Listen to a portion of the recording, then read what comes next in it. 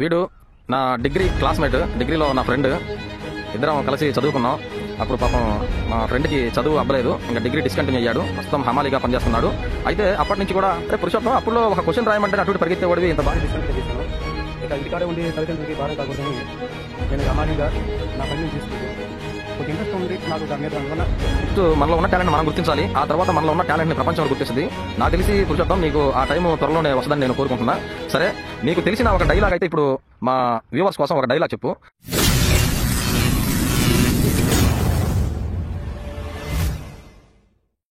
Hi friends, welcome back to our channel. నేను మీ DS రాజు. నేను బాగున్నాను ఫ్రెండ్స్. మీరందరూ ఎలా ఉన్నారు? మీరందరూ కూడా బాగుండాలని నేను కోరుకుంటున్నాను. వీడు నా డిగ్రీ క్లాస్మేట్, డిగ్రీలో నా ఫ్రెండ్. ఇద్దరం కలిసి చదువుకున్నాం. అప్పుడు పాపం మా ఫ్రెండ్కి చదువు అవ్వలేదు, ఇంకా డిగ్రీ డిస్కంటిన్యూ అయ్యాడు. తర్వాత తల్లిదండ్రులకి భారం కాకూడదని కూలీ పనులు చేసుకుంటూ, అదేవిధంగా రోజువారీ కూలీకి వెళ్తూ అతని జీవనం సాగిస్తున్నాడు. ప్రస్తుతం హమాలీగా పనిచేస్తున్నాడు.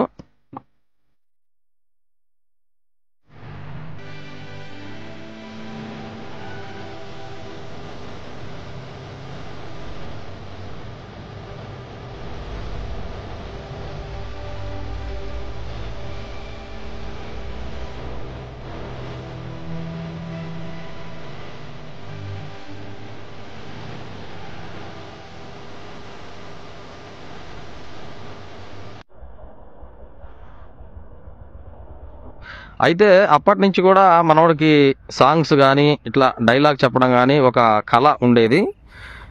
అయితే ఇప్పుడు కూడా అతను పనిచేసే దగ్గర కొంత ఖాళీ టైం దొరికితే ఏదో ఒక సాంగ్ రికార్డ్ చేయడమో, లేదంటే ఏదో ఒక డైలాగ్ చెప్పడమో దాన్ని ఫేస్బుక్లో పెట్టడం మనోడు చేస్తుంటాడు.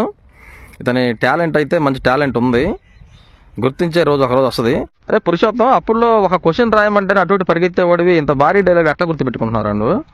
మావా, నాకు మొదటి నుంచి కొంచెం చదువుంటే అవ్వలేదు. దాని కారణంగానే ఇంటర్మీడియట్ వరకు చదివి తర్వాత డిగ్రీ డిస్కంటిన్యూ చేశాను. ఇక ఇంటికాడే ఉండి తల్లిదండ్రులకి భారం కాకూడదని నేను హమాలీగా నా పని నేను చేసుకుంటూ ఇలా ఖాళీ సమయాల్లో సాంగ్స్ మీద, డైలాగ్స్ మీద పట్టు సాధించి కొంచెం ఇంట్రెస్ట్ ఉంది నాకు దాని మీద. అందువల్ల కొంచెం దానిలో ఉడిగిపోయాను. పురుషోత్తం, ప్రతి ఒక్క మనిషికి కూడా దేవుడు ఎవరికి ఇవ్వాల్సిన నాలెడ్జ్, వాళ్ళకి టాలెంట్ వాళ్ళకి ఇస్తాడు. కానీ ఆ టాలెంట్ని ఫస్ట్ మనలో ఉన్న టాలెంట్ని మనం గుర్తించాలి, ఆ తర్వాత మనలో ఉన్న టాలెంట్ని ప్రపంచం కూడా గుర్తిస్తుంది. నాకు తెలిసి పురుషోత్తం నీకు ఆ టైము త్వరలోనే వస్తుందని నేను కోరుకుంటున్నా. సరే, నీకు తెలిసిన ఒక డైలాగ్ అయితే ఇప్పుడు మా వ్యూవర్స్ కోసం ఒక డైలాగ్ చెప్పు. అయితే నేను నిన్ను ఒక రిక్వెస్ట్ చేస్తున్నాను. రిక్వెస్ట్ ఏంటంటే, డైలాగ్ అనేది కొంత సొసైటీకి ఇన్ఫర్మేషన్ ఇచ్చే విధంగా ఉండే డైలాగ్ చెప్పు, ఓకేనా? ఇది నా రిక్వెస్ట్. ఏదైనా ఒక మంచి డైలాగు ఓకే చెప్పు. మన పురుషోత్తం ఇప్పుడు రైల్వే డిపార్ట్మెంట్ గురించి ఒక డైలాగ్ చెప్తానంటున్నాడు. ఈ డైలాగ్ విని మీరు ఇతని టాలెంట్ని గుర్తించి వీడియోని లైక్ చేయండి, షేర్ చేయండి. అదేవిధంగా ఛానల్ని సబ్స్క్రైబ్ చేసుకోవడమే కాకుండా ఈ వీడియోని బాగా షేర్ చేసి అతనికి సపోర్ట్ చేయండి. ఆఫ్టర్ ఆల్ రైల్వే వాళ్ళు కాల్చిపారేయండి. ఆఫ్టర్ ఆల్ ఏంటి సార్? ఆఫ్టర్ ఆల్ కాదు సార్. భారతదేశంలో ఒక రోజుకి 1,50,00,000 మంది మా రైల్వేలో ప్రయాణిస్తున్నారు సార్. 8,000 స్టేషన్లు సార్, 1,07,000 కిలోమీటర్ల రైల్వే ట్రాక్ సార్. భారతదేశం రోజుకి మా రైల్వే 22 లక్షల కిలోమీటర్లు ప్రయాణం చేస్తాం సార్. ఆఫ్టర్ ఆల్ కాదు సార్. మొత్తం 64 డివిజన్ సార్, 15 లక్షల మంది ఎంప్లాయీలు సార్. ఒక మన సెకండ్ వేవ్ డివిజన్ లో 170 ట్రైన్లు, 600 మంది గార్డులు, 1,200 మంది డ్రైవర్లు, 6,000 మంది గ్యాంగ్ మ్యాన్ పనిచేస్తున్నారు సార్. ఆఫ్టర్ ఆల్ ఏంటి sir? Operating branch, technical branch, maintenance branch, IOW, railway protection force అని ఇలా ఎన్నో బ్రాంచ్లు, ఎన్నో లక్షల మంది ఎంప్లాయీలు డే అండ్ నైట్ కష్టపడి ఎన్నో కోట్ల మందిని సేఫ్ గా వాళ్ళ గమ్యాన్ని చేరుస్తున్నారు సార్. ఆఫ్టర్ ఆల్ కాదు సార్. సంవత్సరానికి మన రైల్వే డిపార్ట్మెంట్ మన గవర్నమెంట్ కి ఇచ్చే ఆదాయం 56,000 కోట్లు సార్.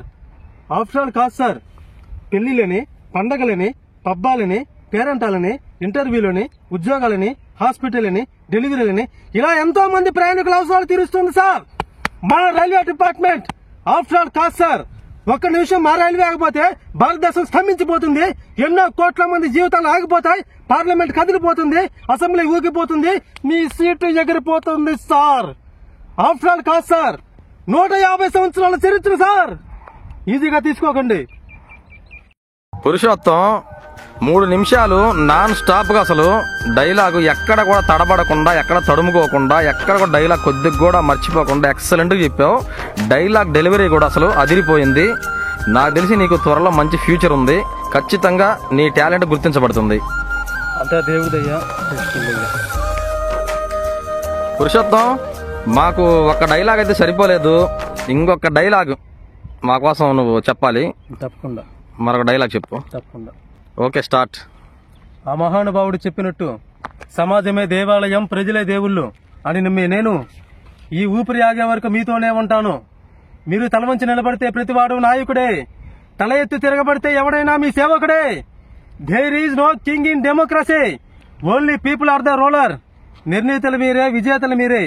ఏదో ధర్మ తేతో జయ. ఎక్కడ ధర్మం ఉంటుందో అక్కడ విజయం ఉంటుంది. జై ద విక్టరీ, మీతోనే ఉంటా. ఎక్సలెంట్ గా చెప్పావు పురుషోత్తం. సరే, ముచ్చటగా మూడోది ఇంకొక డైలాగ్ కూడా చెప్పు. ఓకే, తప్పకుండా చెప్తాను. ఇప్పుడు మన ఎన్టీఆర్ గారు నటించిన యమదంగా మూవీ నుంచి ఏమంటివి డైలాగ్ మీకు చెప్పాలనుకుంటున్నా. ఓకే, చెప్పు పురుషోత్తం. ఏమంటివి మానవ జాతి నీచమా, ఎంత మాట. వైతరి వరకు వెంటాడి వేధించి ముప్పు తిప్పలు పెట్టి మీ ధర్మ సూత్రములను మంట కలిపి పతి ప్రాణములు దక్కించుకున్న నారీమణి సావిత్రిదే జాతి, మానవ జాతి. తమ భక్తితో సాక్షాత్ పరమశివుని ప్రత్యక్షము గావించి మీ పాశమును సైతం గడ్డి పూచ గావించి ప్రాణహరులైన మిమ్మల్ని ప్రాణభయంతో పరుగులెత్తించిన పసివాడు మార్కండేయుడిదే జాతి, మానవ జాతి.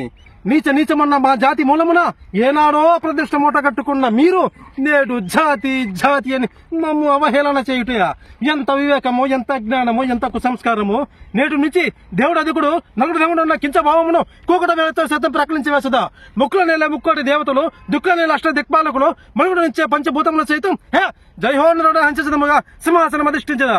స్వర్ణమణిమే రక్త ఖచ్చితాలు కృతమైన ఈ సభా మందిరమున అకుంఠత సేవాదక్ష పరిపాలన సమూహ మధ్యమున భూతల పరిరక్షణ ధర్మ నిలయమైన ఈ గౌరవమున సర్వదా సతదా సహస్రద పాప పంకులమైన కుల మత జాతి కోపమును సమూలముగా శాశ్వతముగా ప్రక్షాళన గావించదా.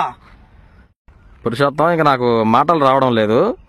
ఏంది ఆ పర్ఫార్మెన్స్, ఏంది ఆ డైలాగ్ డెలివరీ, ఏంది రే? అప్పుడు కాలేజీలో ఉన్నప్పుడు సంస్కృతం అని పలకమంటేనే సంస్కృతం క్లాసు ఎగ్గొట్టి తిరుగుతా ఉండేవాడివి.